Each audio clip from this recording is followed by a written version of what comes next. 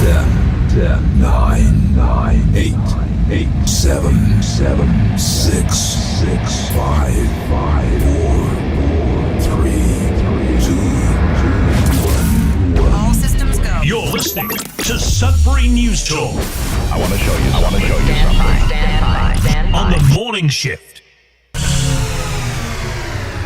Anything Could happen. Sudbury News Talk on the morning shift.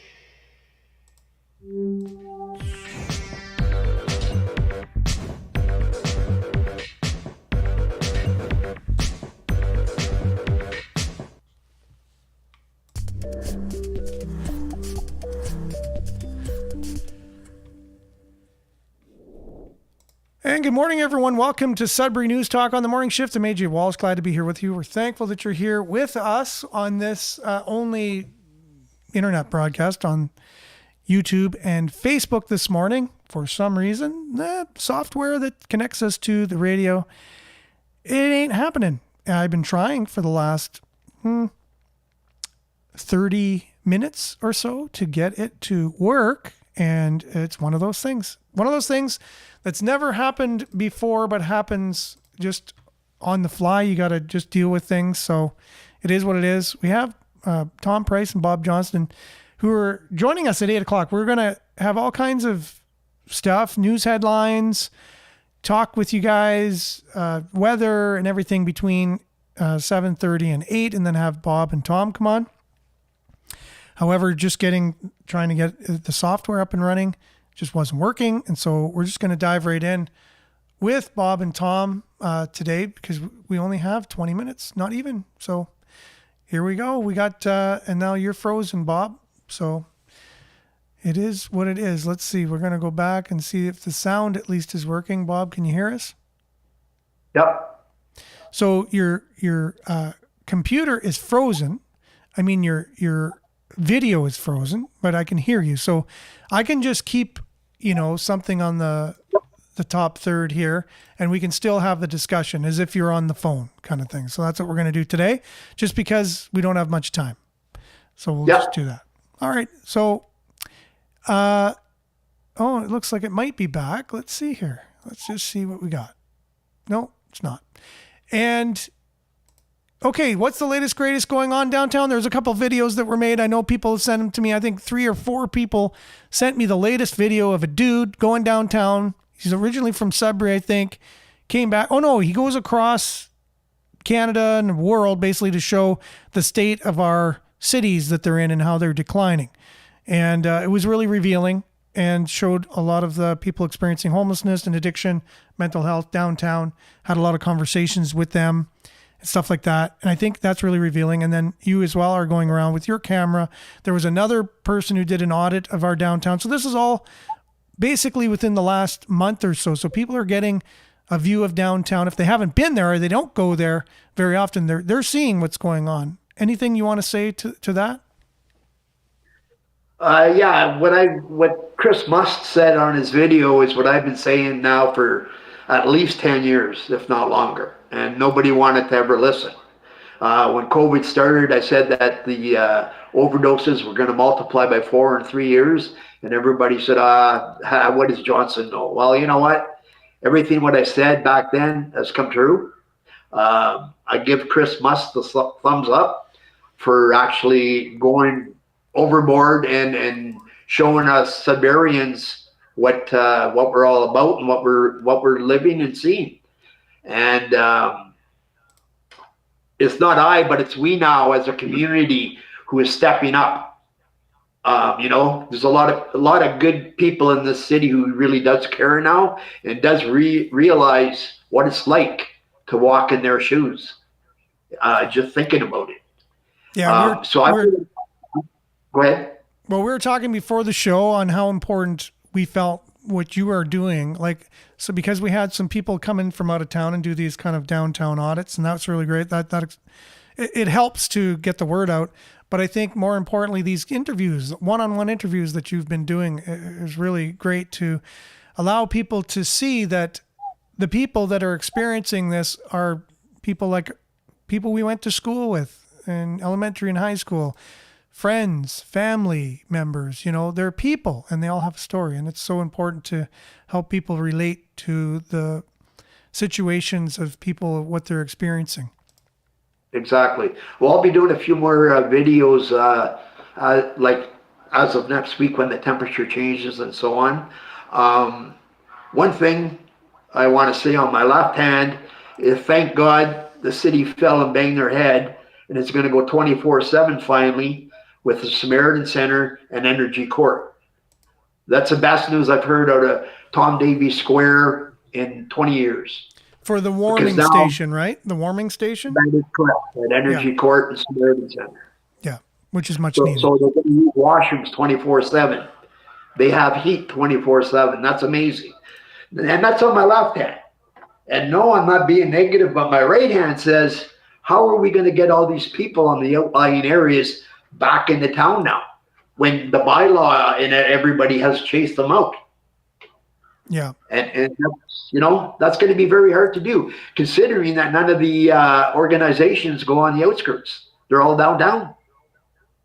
Now, Sudbury.com did a story yesterday about the meeting that they're going to have yesterday. And it says, Mayor vows tougher laws on panhandlers downtown, basically, right? So he wants to take a tougher stance on the complexities of the crisis facing Sudbury. In phase 1, a mental health, opioids, and homelessness crisis. The crisis impacts every single one of us in this room.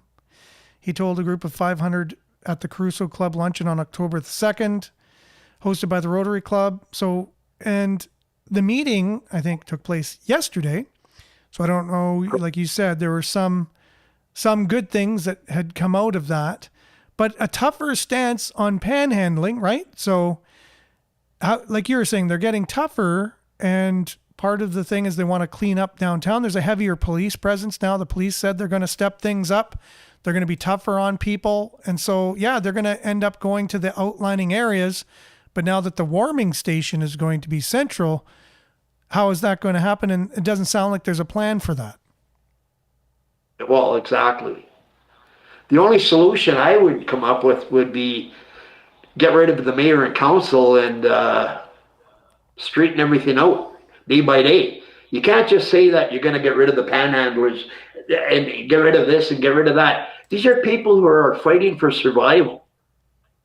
Whether it's mental health, addictions, there is no help in this city. And they got to get that through their head. Yeah, a nice warm chair at night and going to the washroom is beautiful. But is there any light at the end of the tunnel for programming or life skills and so on? Yeah. And just to change the subject a bit, if you don't mind, I was listening to your show the other day about youth and the criminal activity and so on. And what can we expect? We closed Cecil Phaser. We closed 7 of the 8 group homes. We have 1 group home in Sudbury. Mm-hmm. So yeah, obviously these aren't angels all of a sudden, and we don't need it. The justice system has failed all of us from top to bottom. And the youth is where we used to walk in and program them to be solid, to be good, and move on in life and have a future. That's gone now. And same with the education. Catholic and Protestant school board, okay? They give you 2 spares a day in high school. Why? There's no time for spares. You're going to high school, you're going to high school. Let's throw life skills and addiction and communication courses in there to fill that gap. There's no trades anymore. There's nothing. Mm-hmm. I hear you. What are the solutions? And it's sad. But I know. Other than that, like even the jail system now, when you go, you can't visit unless they sign the sheet that they want you to go visit. Well, how do they know who wants to go visit? Yeah. It's a sad situation. And another thing, what I'd like to know before I pass you on to Tom, is the city's in a crisis. Mm-hmm. Roads, infrastructure, homelessness, addictions, mental health, you name it, we're in a crisis. What the heck are we doing paying a sunshine list of $250,000 to be in a crisis? It just don't make sense. And Mr. LaFave wants to hire more people for the streets to clean them up and stuff. Why not offer the homeless a job? Which Tom's mentioned a few times. Like, it don't make sense. It's all a big vicious circle. And on that note, we're short pressured for time, but I will be back again, and here's Tom Price. Okay, thanks. Appreciate it. And as we're talking here, I just have a B-roll video of the particular gentleman who made the video of downtown Sudbury, and we can see a gentleman here who's in the middle of, using, and the one who did the video is asking, are you going to clean up your needles, and how do you feel about doing this in front of children in the park and things like that? And so he's just kind of going around asking questions for people from downtown. So I'm going to continue to play that video because your guys' camera is frozen. So that's just going to be going on up there, is just this particular gentleman walking through downtown Sudbury. Okay, good morning, Tom. How are you doing? Good morning. I'm doing just fine, thank you. Great. Okay, so we heard in council meeting, the question was put forward by Councillor Leduc, if anyone is going to be going to the special presentation at Laurentian University that you're going to be hosting in a couple weeks. We're working on that right now. I'm going to connect you with somebody there that I feel will be able to make it happen. And that was an interesting response by the mayor. He just asked if this is a question. This was in the council meeting yesterday. Is this a question? And never answered it and just went on. So I don't know if you wanted to speak to that or not, or you just wanted to highlight some other things at the moment, but I'll just give that over to you. Well, it's just one more case of turning off the microphone on Bill. They used to do that to Vagnini and to Montpellier. Now they're doing it to Leduc. He asked a reasonable question from what I heard. He wanted to know if anybody from council or the city was going to attend our OTOC meeting. That's a reasonable question. What's wrong with it? And the mayor couldn't recognize it as a question? What is his cognitive abilities if he couldn't recognize that as a question? Like, he could have just said yes or no, or, well, that's not really an official city meeting or something, right? But he just did, his non-answer was his answer. That's right.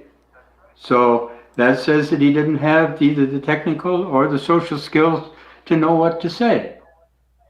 That's what a no response is these days. They don't know what to say, so they say nothing and they move on. Yeah. And I have psychological analysis of that phenomena of no response from a valid psychology expert. So they don't know what to say because they don't know what they're doing. Like, we put out a newsletter every week, or we try to. I think I've missed one, so maybe two since 2018. Don't they read those? Obviously not. Or if they do read them, they don't comprehend what's being said. The last three, I think it's the last three newsletters have demonstrated that international experts in economics all verify that there is no logical reason for taxpayers and municipalities paying for sporting venues of any kind. The taxpayers should not be burdened with that. That's easily 500 economists from around the world saying that. So how does our council get so much smarter than them? Or do they just ignore them because they want a new arena? Not the public, they want a new arena. So they tell the city that, hey, we want this new arena. Now, anybody who doesn't want the arena and those who do want the arena should come to that public presentation, because it tells you what the city's been doing, and it has not been straightforward. And the worst part is they're putting money for that ahead of doing anything for the homeless. That is, I don't know what you call it, is just unbelievable. And maybe I can give just a quick history lesson here. In 1600, Queen Elizabeth I decreed that the powers in the country and in the Commonwealth had to provide to take care of the disadvantaged. And poorhouses were built in almost every Commonwealth country, even Canada. We had poorhouses in Canada. Waterloo is a good example. We had mental asylums built to treat the people who could not function in everyday life. They had a safe and a treatment place where they could live. Those were discontinued. The last one died in 2009, the facility. It was in Aurelia. The homeless ones, the poor houses, were discontinued around 1941. So what is our solution today? We throw them out on the street, and if they're an embarrassment, we drive them out of the community. This intimidation of enforcing laws and that on the homeless, come on. Are we that Neanderthal that that's the only thing we can think of to deal with it? And it appears it is. So we have a bunch of Neanderthals running our city? Oh my God. Now the poorhouses, why is that no longer a solution, would you think? Is it economic? Is it social? Like, what are the reasons why we didn't continue with the poorhouses? It was a combination. Basically, economics was at the bottom of it. They hired people to manage those poor houses who were only interested in making money. So they cut back on food, they cut back on heat, they cut back on clothing, and the people were living in bad poverty, well, similar to living on the street. So the government stopped putting money into it. But it was who they hired. It wasn't the people that were there. They functioned for a number of years. Most of them were built on farming property. They worked the farms, the homeless worked the farms and grew food for the inmates, the people that were in there. They took in orphans. They took in the mentally ill. They took in those who were out of work, the homeless ones that were out of work because there was no work. Okay? But the main reason was an economic one. They tried to do it cheap. They tried to hire people whose only interest was in making a living for themselves. And you saw the results. They've closed. Now, that's what we're back to. Society evolved to the point where Queen Elizabeth I was intent on taking care of the disadvantaged. We've now devolved back to the point where we don't. We throw them on the street and say, there, fend for yourself. And if they get frustrated by that, we threaten them. We intimidate them. Well, there's a law of physics, and maybe we can get this clarified when we have the presentation at Laurentian. There's a law of physics that says for every action, there's an equal and opposite reaction. So when we intimidate and threaten and harass people out of the downtown, you can expect a reaction. It's going to happen. If it doesn't happen in the downtown, it'll happen in the outer areas, but it will happen. It's a law of physics. It's a natural law. So I don't know, we can talk about the event center, but the event center is just a bad mistake that we need to stop before it gets done. And you mentioned that many people don't want it, and some people would say, well, that's just a claim, and that's just your opinion. But to kind of go, to give that some credence, anytime we've posted anything to do with the event center, it's been 95% negative on the event center from just people commenting on the post. So, and there's been some that they come out, they don't feel like they're being threatened by other commenters or anything by saying, oh, I think it'd be nice to have a new arena. Nobody kind of attacks them for that. It's just everyone's putting their opinion, and it's been my experience to see that it's about 95% are kind of against it when we put a social media post out. Now, is that a 100% reflection of 100% of the population of Sudbury? I don't think so. That's just one indicator, but it's pretty telling at that. One thing that was also very telling is they had a petition against the KED, 3,500 signatures. That's more than the average attendance over the last 9 years at the arena. So you've got more people saying we don't need it. They didn't say do away with the existing arena. They said we don't need this new one. More people were saying we don't need the new one than what there is in attendance at the average event at the center, the existing. And this will come out in the presentation because I have all the data. PricewaterhouseCoopers actually predicted an attendance level of 2,500 for the first 4 years of the event center. That's less than half of the existing. Now, the video that we're showing here while you're talking, just the person doing the downtown video, he's showing the crosses that are at the corner of Paris Street and Brady Street there. And the new arena is set to go right beside that. Do you think they're going to get rid of that that display of crosses right beside the new arena? Or are they going to keep it there? I'll offer you a guarantee on it. That it's going to be taken off? They're already doing the work on that, and they're going to put a monument somewhere downtown to those and get rid of the crosses. Because it'd be a stark contrast between the new edifice and the social issues that we're facing in the meantime that we're talking about right now. Well, not only that, why don't we do something positive with the downtown area? We keep getting criticized that we don't offer anything positive. Well, we do. What should be built where Golden Grain was is a one fire station for the entire city with 2 full-time crews, 2 full-time complements of apparatus and fire responders in there at all times, okay? And get rid of the 3 outlying ones, 2, 3, and 4 fire stations.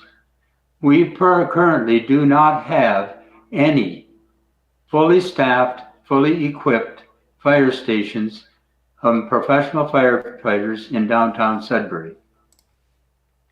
All of the firefighting that gets done has to call Station 1 at Van Horn. Okay? Well, if they're going to come from Van Horn anyway, why don't we put all the resources there? It's central to everything. It can react to everything. There. Now, there's a positive. There's a solution. Yeah, there's solutions. So we're coming, with more solutions. And again, though, but there's such momentum, like a locomotive with all of this that's going on. It's going to take a Superman type character to turn it all around, as far as I can see. But unfortunately, we have to leave it at that because it's all the time we have this morning, as we knew we had a truncated time. But I think we did a good enough job in the 20 minutes or so of our conversation this morning. It's always going to be a continuation anyways. And as we're looking forward to your presentation at Laurentian University, the date, which will be revealed at some point when everything is set up, looking forward to doing whatever I can to facilitate that conversation at Laurentian with students that are interested in economics, and having a conversation around municipal economics is something that affects everybody. And so the students should be engaged, and I'm sure their questions will be well thought out, and it'll be a great time. And then, like you said, members of the city will also be invited to that, and we'll see if they actually go or not, or who will go, if any, right? That'll be telling. So thanks, Bob and Tom, for being on today. I apologize for the truncated show. It's technology. It actually loaded up about 15 minutes after we were into the show. So it's a good thing we went ahead anyways. We're going to get earshot on CKLU now. I got to get that all taken care of, and we'll see you guys soon enough. And maybe the next time we're on, we'll be able to announce when you'll do that presentation at Laurentian. Okay. Thank you very much. Okay. Thank you, Tom, and thank you, Bob, and thanks all you who participated with your comments here. And as we played the B-roll of some downtown video, we appreciate everyone who's trying to come up with solutions for downtown. And one of the ways to do that is to expose and to reveal what's actually happening. So that's where we're at right now, is educating the public on what's really going on downtown from the people who are experiencing it. And Bob is really much part of that. And so we look forward to his interviews with the residents of downtown. Thanks everyone for watching. We'll see you same time, same place on the same platforms, including the radio tomorrow, God willing. Have a great day, and we will see you guys then. Have a wonderful and safe Thursday. Ciao for now.